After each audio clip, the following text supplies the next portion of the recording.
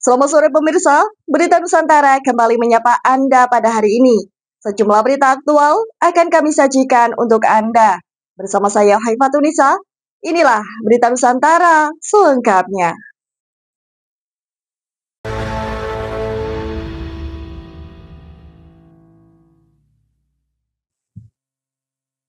Informasi yang pertama pemirsa, kuota pengunjung yang ingin naik ke Candi Borobudur dikabarkan akan ditingkatkan secara perlahan pada akhir tahun 2025.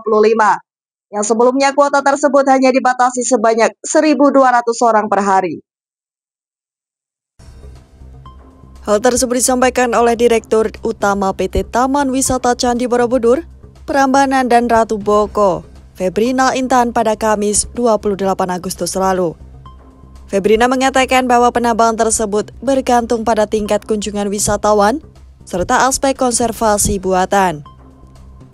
Febri mengaku bahwa pihaknya tidak ingin secara terburu-buru dalam menaikkan jumlah kuota tersebut. Ia menyebut, nantinya kuota akan ditambah sekitar 3.000 hingga 5.000 pada akhir tahun mendatang.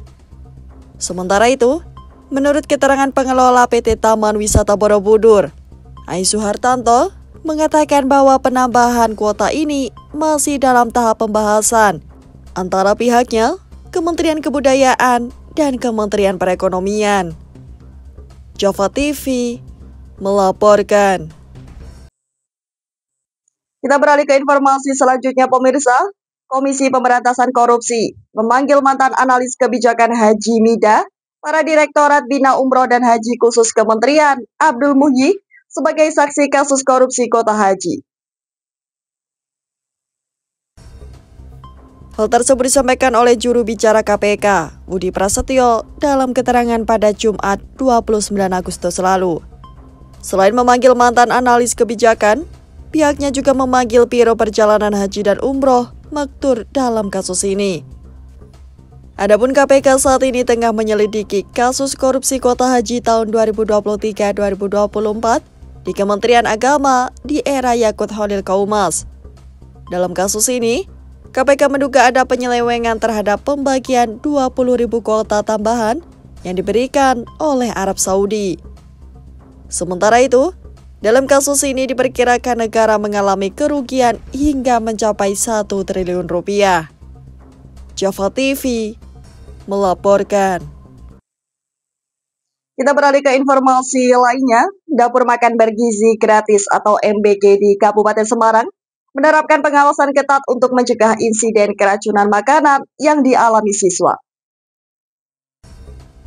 Menurut keterangan Wuri Pujiastuti, selaku pengelola MBG Mandiri Desa Candirejo, Semarang mengatakan, menu yang akan disajikan oleh siswa nantinya akan dicicipi terlebih dahulu oleh kepala sekolah serta guru untuk memastikan keamanan siswa. Selain itu, ia juga menekankan bahwa anak-anak tidak boleh menjadi korban dalam program ini. Terlebih program ini bertujuan untuk meningkatkan gizi para siswa. Adapun pelayanan MBG di dapurnya mulai dilakukan pada Senin 1 September. Tidak hanya itu, nantinya dapur miliknya akan melayani sebanyak 23 sekolah. Java TV melaporkan. Rumah milik artis tanah air serta anggota Komisi 9 DPR RI, Surya Utama atau akrab disapa Uya Kuya, dijarah oleh sejumlah massa pada Sabtu malam lalu. Dalam penjarahan tersebut, rumah yang terletak di kawasan Duren Sawit hancur dan kacau. Peristiwa penjarahan tersebut viral di media sosial. Terlihat dari sejumlah massa aksi yang masuk serta memborong berbagai perabotan yang ada di dalam rumah tersebut. Selain itu, sejumlah massa juga melakukan perusakan di rumah tersebut. Para massa berusaha menjebol pagar milik politisi PAN tersebut. Usai pagar berhasil dijebol, sejumlah massa langsung masuk dan menjarah berbagai barang yang ada di dalamnya. Selain itu, massa aksi juga melakukan perusakan perabot dan merusak bagian rumah hingga lantai atas. Sementara itu, menurut keterangan Kapolsek Duren Sawit mengatakan, pihaknya kini tengah menyisir para pelaku perusakan tersebut. Adapun aksi ini merupakan imbas dari videonya yang berjoget di sidang tahunan MPR RI yang viral di media sosial. Aksinya dinilai tak berempati. Pasalnya pada waktu tersebut, tunjangan DPR juga dikabarkan naik di tengah kondisi perekonomian di tanah air yang terbilang sulit. Sementara itu, Uya telah mengunggah video permintaan maafnya di media sosial akibat aksi joget tersebut yang dianggap menyakiti hati rakyat. Namun mengenai pencerahan tersebut, keluarga Uya masih belum memberikan tanggapan. Java TV melaporkan. Informasi selanjutnya, Bupati Magelang Grengse Pamuji menyoroti ketentuan Koperasi Desa Merah Putih yang hadir di tiap desa. Ia menyebut setiap desa yang ada belum tentu memiliki potensi ekonomi. Hal tersebut disampaikan oleh Pamuji pada Kamis 28 Agustus lalu. Adapun Kabupaten Magelang sendiri memiliki setidaknya 372 Kopdes Merah Putih yang dibangun di atas 367 desa dan 5 kelurahan. Sementara itu, menurut petunjuk pelaksanaan Koperasi RI nomor 1 tahun 2025, menyatakan bahwa setiap koperasi wajib memiliki 7 bidang usaha, yakni sembako, apotek desa, klinik, kantor koperasi, simpan pinjam, pergudangan, hingga logistik, serta jenis usaha lainnya. Adapun Pamuji sendiri merencanakan untuk menggabungkan beberapa desa untuk membentuk Kopdes Merah Putih yang semua bidang usahanya sesuai dengan kebutuhan lokal. Sementara itu, menurut keterangan Kepala Bidang Koperasi Dinas Perdagangan, Koperasi, Usaha Kecil dan Menengah Kabupaten Magelang, Bambang Siswanto mengatakan, saat ini telah ada 32 dari 372 Kopdes Merah Putih yang telah memiliki aktivitas transaksi. Java TV melaporkan. Proyek Jalur Lingkar Selatan atau JLS yang menghubungkan Banyuwangi, Jember hingga saat ini masih belum selesai, sehingga menyisakan sekitar 12 km lagi. Menurut keterangan Kepala Balai Besar Pelaksanaan Jalan Nasional atau BBPJN, Jatim Bali, Javid Huryanto pada Kamis 28 Agustus lalu mengatakan, proyek tersebut akan dilanjutkan kembali pada tahun depan mendatang. Selain itu, pihaknya saat ini tengah melakukan persiapan sebelum nantinya masuk ke tahapan tender proyek pembangunan. Adapun proses negosiasi terkait pembiayaan pembangunan saat ini masih berlangsung di Kementerian Perencanaan Pembangunan Nasional untuk mencapai kesepakatan final. Di akhir, Javid memperkirakan masa pelaksanaan pembangunan fisik memerlukan setidaknya waktu sekitar 2 hingga 3 tahun untuk benar-benar rampung secara keseluruhan. Java TV melaporkan. Beralih ke kabar selanjutnya pemirsa, Menteri Perdagangan Budi Santoso menyatakan bahwa pihaknya akan mengevaluasi dampak dari Peraturan Menteri Perdagangan Nomor 16 Tahun 2025 tentang kebijakan dan pengaturan impor usai aturan tersebut diberlakukan. Hal tersebut disampaikan oleh Mendak dalam keterangannya pada Jumat 29 Agustus lalu. Pernyataannya disampaikan oleh Mendak merupakan respon dari keluhan petani tebu domestik yang meminta untuk dilakukan penundaan tersebut imbas menumpuknya stok tetes tebu. Selain itu, menurut Mendak, aturan tersebut tidak berdampak ke produsen tetes tebu domestik. Dikarenakan selama ini volume impor tetes tebu dalam kurun waktu 5 tahun terakhir terus menurun. Sebelumnya, Asosiasi Petani Tebu Rakyat Indonesia atau APTRI mendorong percepatan pembayaran hasil tebu, terutama gula khusus petani sebesar 100 ton yang telah menumpuk selama 2 bulan terakhir. Selain itu, menurut APTRI, gula petani yang belum laku masih cukup banyak, sehingga diperlukan adanya langkah agar seluruh produksi dapat diserap dan petani segera memperoleh kepastian pembayaran. Java TV melaporkan. Beralih ke penjara sejumlah rumah tokoh ternama. Sejumlah massa dikabarkan menggeruduk rumah anggota DPR dari fraksi PAN, Eko Hendro Purnomo atau akrab disapa Eko Patrio, di wilayah Kuningan, Jakarta Selatan pada Sabtu malam lalu. Adapun kejadian tersebut tepatnya pada Sabtu 30 Agustus pukul 22.05 waktu Indonesia Barat. Terlihat sejumlah massa yang masuk ke dalam rumah Eko serta mengambil sejumlah barang seperti perabot, kursi, meja, hingga pakaian, kendati rumah tersebut dijaga oleh aparat. Sebelum melakukan penjarahan, massa aksi dikabarkan berkumpul di depan rumah Eko pada pukul 19.00 waktu Indonesia Barat. Dilansir dari CNN Indonesia, awalnya para massa hanya berkumpul di depan kompleks, imbas jalan menuju ke rumah tersebut ditutup portal.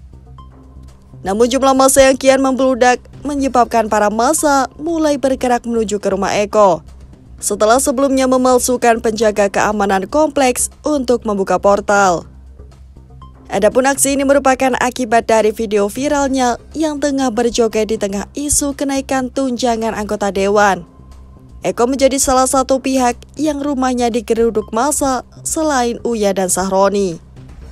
Java TV melaporkan.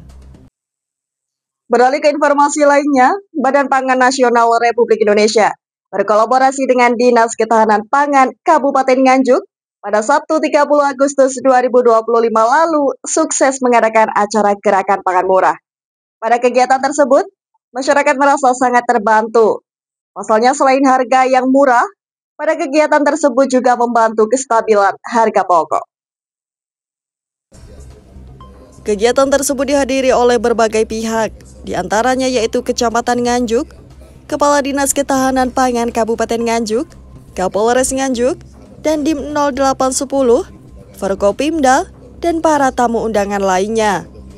Adapun susunan acara yaitu diawali dengan dilaksanakannya rapat online yang diikuti oleh berbagai wilayah kota hingga provinsi di seluruh Indonesia. Melalui layar televisi, para tamu undangan dapat melihat suasana rapat online yang dipimpin oleh Kementerian Pertanian. Adapun sembako yang dijual mulai dari beras, gula, dan minyak goreng.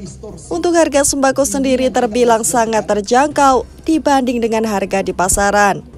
Untuk harga beras dijual dengan harga 57 per 5 kilo, gula dijual dengan harga 17.000 per kilo, dan minyak goreng dijual dengan harga 15.500 per liter. Yudi, salah satu warga, mengaku sangat senang dengan diadakan acara tersebut. Selain harga yang murah, kegiatan seperti ini juga sangat membantu masyarakat. Dan ia juga berharap kepada pemerintah agar acara seperti ini bisa diadakan lagi. Kebetulan ada program dari pemerintah Gerakan Pangan Murah, ada gula, ada beras, dan ada minyak goreng. Ada baru semua masih. Ada kebetulan hari ini 17.000, sangat murah sekali. Sangat murah sekali. Sangat murah. Luar biasa murah ini. Untuk beras juga sama, sangat murah. Pokoknya sangat murah dan sangat membantu warga. Harapan mudah-mudahan pemerintah bisa menekan harga pangan, sembako khususnya. Selain itu, Kepala Dinas Ketahanan Pangan Kabupaten Nganjuk mengungkapkan bahwa pada kegiatan hari ini telah dilaksanakan Zoom secara serentak. Dengan pusat di 20 kecamatan di Kabupaten Nganjuk, serempak menjalankan gerakan pangan murah di seluruh Indonesia di semua kecamatan. Serempak menjalankan gerakan pasar pangan murah seluruh Indonesia di semua kecamatan. Kabupaten Nganjuk tadi dihadiri oleh Pak Dandim, Pak Kapolres, ada dari Pemda, dari dinas-dinas, serta bersamaan juga dilakukan oleh camat-camat di 19 yang lain selain di Kecamatan Nganjuk. Dalam kegiatan tersebut, pemerintah berharap agar di saat panen raya, para petani bisa mendapatkan keuntungan yang besar. Yohanes Alberto, Java TV, melaporkan. Kabar terakhir pemirsa, rumah mewah milik politisi tanah air, Ahmad Sahroni, di kawasan Tanjung Priuk, Jakarta Utara, hancur dan isinya ludes setelah digeruduk massa pada Sabtu sore lalu.